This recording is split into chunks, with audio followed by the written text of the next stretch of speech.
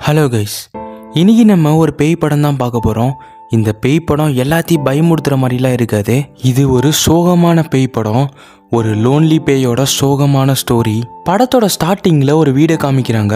அந்த வீட்டில் 2 அழகான கப்பல் வாழ்ந்துட்டு இருக்காங்க. நம்ம ஹீரோனி இருந்துட்டு நம்ம ஹீரோ கிட்ட ஒரு விஷயத்த சொல்லிட்டு இருப்பா. இவ சின்ன வயசுலேருந்து நிறைய வீடு காலி பண்ணியிருக்கா. இவ காலி பண்ண எல்லா வீட்லேயுமே ஒரு சின்ன பேப்பரில் ஏதோ ஒன்று எழுதி வச்சுட்டு போகலாமா மெமரிஸ்க்கு. இப்படின்னு 2 பேர் பேசிட்டு இருக்க நம்ம ஹீரோவோட கண்ணுக்கு மட்டும் ஏதோ ஒரு வெளிச்சமாட்டு தெரியுது. நம்ம ஹீரோனி இருந்துட்டு இந்த வீடு ரொம்பவே அவுட்டரில் இருக்குது, சிட்டியில் ஒரு வீடு பார்க்கலாம் அப்படின்னு சொல்லிட்டு ஒரு நல்ல வீடை தேடிட்டு இருப்பா. அப்படியே நம்ம ஹீரோவை காமிக்கிறாங்க. நம்ம ஹீரோ வந்து ஒரு மியூசிஷியன். அவங்க ஒய்ஃப் இருந்துட்டு இந்த பியானோவை நம்மளோட தூக்கிட்டு போய்க்கலாம் அப்படின்னு சொல்ல, இந்த பியானோ இங்கேயே இருக்கட்டும், நம்ம வேற ஒரு பியானோவை பார்த்துக்கலாம் அப்படின்னு நம்ம ஹீரோ சொல்கிறான். இப்படியே நைட்டு 2 பேர் தூங்கிட்டு இருக்க திடீர்னு பார்த்தா ஏதோ ஒரு பயங்கரமான சவுண்டு கேட்குது. நம்ம ஹீரோ வெளியே வந்து பார்த்தா எதுவுமே இல்லை. திரும்பி 2 பேர் போய் தூங்க ஆரம்பிச்சிடுறாங்க. அடுத்த நாள் காலையில் காமிக்கிறாங்க. நம்ம ஹீரோவோட வீட்டு வாசலில் ஏதோ ஒரு ஆக்சிடென்ட் ஆயிருக்கு. ஆக்சிடென்ட் ஆனதே நம்ம ஹீரோக்கு தான். அந்த இடத்துல அவர் இறந்தும் போயிடுறாரு. நம்ம ஹீரோனி ஹாஸ்பிட்டலில் அவங்களோட ஹஸ்பண்டாக இருக்கக்கூடாதுன்னு சொல்லிட்டு ப்ரே பண்ணிட்டு நின்றுட்டு இருக்க அப்படியே கிளாத்தை ஓப்பன் பண்ணுறாங்க. நம்ம ஹீரோ இறந்து போய் கிடக்காரு. நம்ம ஹீரோனி ஒரு துளி கூட அழுவல, ரொம்பவே ஸ்ட்ராங்கான மனசு. என்னோட ஹஸ்பண்டை ஒரு நிமிஷம் மட்டும் பார்த்துக்கிறேன்னு சொல்லிட்டு ரொம்ப நேரம் அவங்க ஹஸ்பண்டே பார்த்துட்டு இருக்காங்க. இப்போ அப்படியே பிளாங்கெட்டை க்ளோஸ் பண்ணிட்டு அங்கேருந்து நம்ம ஹீரோனி போக அந்த பிளாங்கெட்டோட நம்ம ஹீரோட சோல் மட்டும் எந்திரிக்குது. இங்கே பேயா எந்திரிச்ச ஹீரோ இங்கே யாரு கண்ணுக்குமே தெரியல. அப்படியே இந்த ஹாஸ்பிட்டலே சுற்றி வராரு. நான் இறந்துட்டேன்னு ரியலைஸ் பண்ண நம்ம ஹீரோ அவனோட ஒய்ஃபை பார்க்கறக்கு பல கிலோமீட்டர் நடந்து போகிறான் அவனோட வீட்டுக்கு வந்த நம்ம ஹீரோ அவங்க 2 பேரும் சந்தோஷமா இருந்த பழைய மெமரிஸ்லாம் பார்த்துக்கிட்டு இருக்க வீட்டுக்கு யாரோ வருவாங்க. நம்ம ஹீரோனிக்காண்டி ஆறுதல் லெட்டர் எழுதி வச்சுட்டு சாப்பிட்றதுக்கு பை கேக்கு வச்சுட்டு போவாங்க. வீட்டுக்கு வந்த நம்ம ஹீரோனி அந்த லெட்டரை படிச்சுட்டு அந்த பை கேக்கை சாப்பிட்டுக்கிட்டே அவங்க ஹஸ்பண்டை நினச்சி அழுதுட்டு இருக்க நம்ம ஹீரோனால சமாதானம் கூட படுத்த முடியாமல் ஒரு பேயா நின்றுட்டு இருப்பாரு அந்த இடத்துல. இப்போ நைட்டெல்லாம் நம்ம ஹீரோனி அழுதுட்டு இருக்க நம்ம ஹீரோ அந்த இடத்துல தான் நிற்பாரு. பட் சமாதானம் கூட படுத்த முடியாது அவர்னால. அவரோட கையை யூஸ் பண்ணி தட்டி கொடுப்பாரு. பட் நம்ம ஹீரோனினால ஃபீல் பண்ண முடியாது. அப்படியே கொஞ்ச நாள் நம்ம ஹீரோனி ரொம்பவே லோன்லியா ஃபீல் பண்றாங்க. அவங்க ஹஸ்பண்ட் இறந்து ரொம்ப நாள் ஆனதுனால நம்ம ஹீரோனி மறுபடியும் ஒர்க்குக்கு போக ஸ்டார்ட் பண்றாங்க. நம்ம ஹீரோனி ஒர்க்குக்கு போறத நம்ம ஹீரோ ஒரே இடத்துல நின்று பார்த்துக்கிட்டே இருப்பாரு லோன்லியா. அப்படியே பல மாதங்கள் கடந்து போகுது. ஆனா நம்ம ஹீரோ இந்த உலகத்திலே மாட்டிக்கிட்டாரு. அப்படியே ரொம்பவே லோன்லியா இந்த உலகத்துல ஸ்டக் ஆகி திரிஞ்சுக்கிட்டு இருக்க நம்ம ஹீரோ அப்படியே ஜன்னல் வழியா எட்டி பார்த்தா எதிர்த்த வீட்லயும் நம்ம ஹீரோ மாதிரியே ஒரு பேய் இருக்கு. அப்படியே 2 பேரும் பேசிக்க ஸ்டார்ட் பண்றாங்க. அந்த பேய் இருந்துட்டு நான் யாருக்காண்டே வெயிட் பண்ணிட்டு இருக்கேன், பட் யாருக்காண்டி வெயிட் பண்றேன்னு எனக்கு மறந்து போச்சு அப்படின்னு சொல்லுது. அந்த பேய் பல வருஷங்களா இந்த பூமியிலேயே மாட்டிக்கிச்சு. யாருக்காண்டி நான் வெயிட் பண்றேன்ற கூட மறந்துருச்சு ஃபுல்லா.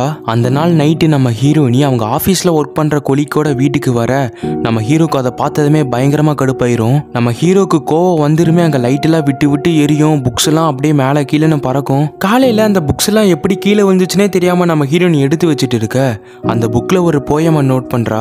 அந்த போயமா படிச்ச நம்ம ஹீரோனிக்கு நம்ம ஹீரோவோட நினப்பு தான் வருது. நம்ம ஹீரோ கிரியேட் பண்ண மியூசிக்கை காதல போட்டு அப்படியே ஃபீல் பண்ணிட்டே கேட்டுட்டு இருப்பா. அந்த சாங்கை கேட்கும் போது நம்ம ஹீரோவே பக்கத்துல இருக்கிற மாதிரி அவ ஃபீல் பண்ணுவா. நம்ம ஹீரோயினி ஆல்ரெடி இந்த வீடை காலி பண்ணி வேற ஒரு இடத்துக்கு போகணும்னு நினைச்சுக்கிட்டு இருப்பா. ஸோ அடுத்த நாள் காலையில நம்ம ஹீரோயினி இந்த வீடை காலி பண்ணுவா.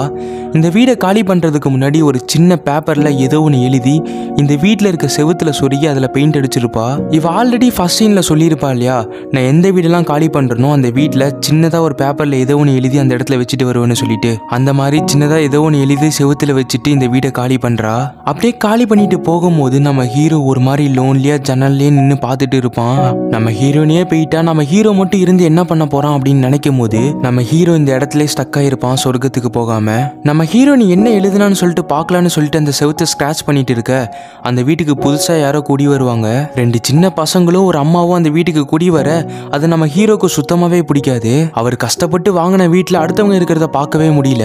ஸோ அதனால அந்த சின்ன பசங்களை நைட் நேரத்தில் போய் பயமுறுத்திட்டு இருப்பாரு. போட்டோலாம் தள்ளி விடுறது, டோரை திறந்து மூடுறதுன்னு சொல்லிட்டு சின்ன பசங்களை பயமுறுத்திட்டு இருக்க அடுத்த நாள் அந்த ஃபேமிலி சந்தோஷமா உட்காந்து சாப்பிட்டுட்டு இருக்க அந்த இடத்துக்கு போய் நம்ம ஹீரோ பிளேட்டை தூக்கி போட்டு உடைக்கிறது, எல்லா பொருளையும் அடிச்சு உடைக்கிறதுன்னு சொல்லிட்டு பண்ணிட்டு இருக்க அடுத்த நாள் காலையில் அந்த ஃபேமிலி பயந்து போய் வீடை காலி பண்ணிட்டு போயிடுவாங்க.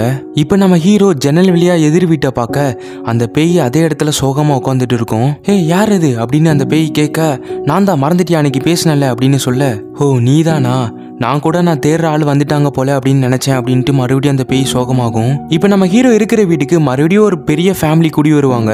அடுத்த நாள் காலையில பார்த்தா எல்லா டெஸ்க்கு உடஞ்சு கிடக்கும், செவர்லாம் கிறுக்கி கிடக்கும், தலைவன் எல்லாத்தையும் கதற விட்டுருப்பான் போல.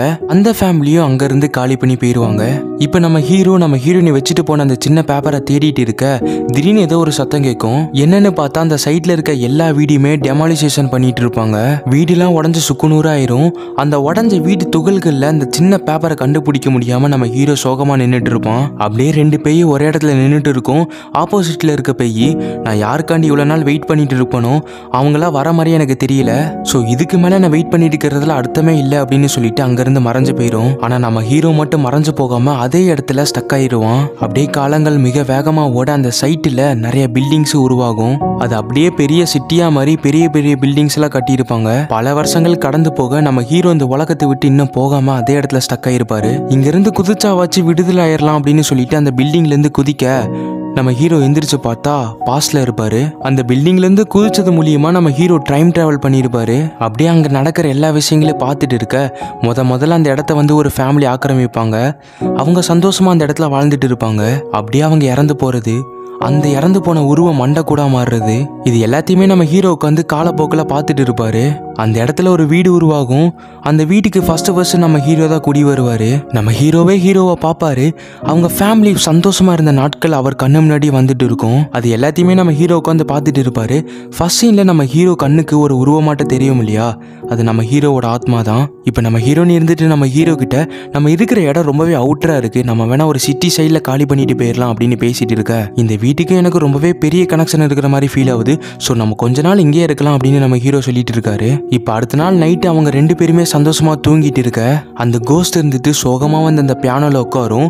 அப்போ ஒரு சத்தமாட்ட கேட்கும். அதை கேட்டு 2 பேருமே எந்திரிச்சு வந்துருவாங்க. ஃபர்ஸ்ட் சீன்ல 2 பேருமே ஏதோ சவுண்டு கேட்குதுன்னு சொல்லிட்டு எந்திரிச்சு வந்திருப்பாங்க இல்லையா, அது இந்த சவுண்டு தான். அப்படியே நாட்களும் கொஞ்சம் கொஞ்சமா போகுது. நம்ம ஹீரோவும் அப்படியே இறந்து போயிடுறாரு. இப்போ நம்ம ஹீரோ இறந்து அவர் கோஸ்டா மாறிடுறாரு. அந்த கோஸ்ட் கூட நம்ம ஹீரோ கோஸ்ட்டுக்கு தெரியுது. இது பிரசன்ட்ல இருக்க கோஸ்ட் நம்ம ஹீரோ ஃபியூச்சர்ல இருந்து வந்த கோஸ்ட். ஃபியூச்சர்ல இருந்து வந்த கோஸ்ட்னால பிரசன்ட்ல இருக்க கோஸ்ட்டை பார்க்க முடியும். பட் பிரசன்ட்ல இருக்க கோஸ்ட்னால ஃபியூச்சர்ல இருக்க கோஸ்ட்டை பார்க்க முடியாது. இப்போ நம்ம ஹீரோயினி ஒரு சின்ன பேப்பர்ல ஏதோ ஒன்று சின்னதாக எழுதி அந்த செவுத்துல வச்சுட்டு அந்த இடத்த விட்டு காலி பண்றாங்க. அதை பிரசன்ட்ல இருக்க கோஸ்ட் அப்படியே சோகமா நின்று பார்த்துட்டு இருக்க ஃபியூச்சர்ல இருந்து வந்த கோஸ்ட் அந்த செவுத்துல ஹோல்ஸ் போட்டு அந்த சின்ன பேப்பர்ல என்னதான் இருக்குன்னு சொல்லி அந்த பேப்பரை எடுத்து அந்த பேப்பரை ஓபன் பண்ணி அந்த பேப்பரை படிக்க அப்படியே அந்த கோஸ்ட் அங்கேயே மறைஞ்சு போயிருது. அப்படியே இந்த இடத்துலயே கோஸ்ட் ஸ்டோரி அப்படிங்கிற அந்த மூவியே முடியுது. நம்ம ஹீரோ பல நாட்களா பல வருஷங்களா இந்த உலகத்துல மாட்டிக்கிட்ட ரீசன்னு அந்த பேப்பர் தான். நம்ம ஹீரோக்கு நம்ம ஹீரோயினி என்னதான் அந்த பேப்பர்ல எழுதியிருக்காங்க அப்படிங்கிற விஷயத்த பார்த்தே ஆகணும். ஸோ அதுதான் நம்ம ஹீரோவோட நிறைவேற ஆசையா இருந்துச்சு. ஸோ அதனாலே இந்த உலகத்துல ஸ்டக் ஆயிருந்தாரு. இப்போ அந்த பேப்பரை விரிச்சு படிச்சதுமே நம்ம ஹீரோ அந்த இடத்துல இருந்து மறைஞ்சு போயிட்டாரு. அந்த பேப்பர்ல என்ன எழுதியிருக்காங்க அப்படிங்கறது நம்மளுக்கு காமிக்கல, ஏன்னா அது முக்கியமும் இல்லை. ஆனா அந்த ஒரு விஷயத்தை தெரிஞ்சுக்கிறதுக்கு நம்ம ஹீரோக்கு பயங்கரமா இன்ட்ரெஸ்ட் இருந்திருக்கு. இன்னுமே நம்ம ஹீரோவோட கோஸ்ட் அதே இடத்துல தான் மாட்டியிருக்கு. அந்த கோஸ்ட் மறுபடியும் காலங்களை ஓட்டி ஆகணும், மறுபடியும் மாடியிலேருந்து குதிச்சாகணும், மறுபடியும் அந்த வீட்டுக்கு வந்தாகணும், மறுபடியும் அந்த பேப்பரை படிச்சதுக்கப்புறம் தான் அந்த கோஸ்ட் இங்கேருந்து போகும். இது ஒரு லூப் பாட்டாக தொடர்ந்துக்கிட்டே இருக்கும். எங்கே ஸ்டார்ட் ஆச்சுன்னு நம்மளுக்கு தெரியாது, எங்கே முடிய போகுதுன்னு நம்மளுக்கு தெரியாது. அண்ட் இந்த மூவியோட விசுவல்ஸ் சொல்லணும்னா சூப்பராகவே பண்ணியிருப்பாங்க. சினிமோட்டோகிராஃபிலாம், லைட்டிங், கலர் கிரேடிங்னு சொல்லிட்டு எல்லாமே பயங்கரமாக இருக்கும் இந்த படத்தில். ஒரு பேய் படம் அப்படின்னுமே ரத்தம் தெறிக்க தெறிக்க எல்லாத்தையும் பயமுறுத்துற மாதிரி அந்த மாதிரி இல்லாமல் அந்த பேயை ஒரு மனுஷனாட்ட போர்ட்ரேட் பண்ணி அந்த பேய் பயமுறுத்துற சீனை கூட நம்மளுக்கு ஒரு ட்ராமாவாக கன்வே பண்ணியிருப்பாங்க. அண்ட் ஒரு சிம்பிள் ஸ்டோரி, ஒரு டைம்லைன் கான்செப்ட், ஒரு லூப் கான்செப்டா சூப்பராக எடுத்திருக்காங்க. அப்படியே இங்கேயே எ கோஸ்ட் ஸ்டோரி அப்படிங்கிற ஒரு பியூட்டிஃபுல்லான, ஒரு சினிமாட்டிக்கான, ஒரு டிராமாட்டிக்கான ஒரு பேய் படம் எண்ட் ஆகுது. Okay, tata, bye guys.